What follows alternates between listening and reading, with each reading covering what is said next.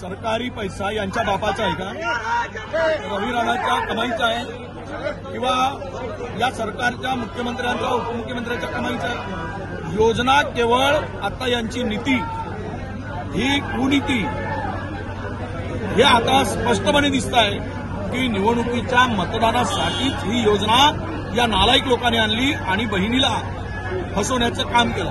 हे सख्या बहिणी म्हणताय, सख्या बहिणीला फसवण्यासाठी योजना आणताय आणि ते मतासाठी आणताय। बहिणींच्या भावनाशी खिलवाड आहे। महाराष्ट्रातील तमाम बहिणींना सांगतो आहे, हा रवी राणा जे म्हणलं आहे ते सरकारच्या मनातील बोललेलं आहे, ते शिंदेंच्या मनातील, ते फडणवीसांच्या मनातील, ते अजित पवारांच्या मनातील बोललं आहे की योजना केवळ आणि केवळ मतासाठी आहे।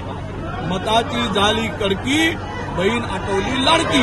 आणि हा जो बोललाय रवी राणा, हा बेमान माणूस बहिणीला फसवण्यासाठी जे काही लोभ देतो, प्रलोभन दाखवतो आणि 1,500 रुपयामध्ये मत घेण्यासाठी काय ह्याला वाटलं की आमच्या बहिणी विकाऊ आहेत, या आमच्या बहिणी या 1,500 रुपयाला मतदान विकतील? एवढा खरंता नालायक माणूस हे राजकारणात पाहिला नाही। महाराष्ट्रातल्या मतदारांचा अपमान, विशेष करून महाराष्ट्रातील संपूर्ण महिला वर्गांचा, माझ्या सर्व भगिनींचा अपमान आहे हा।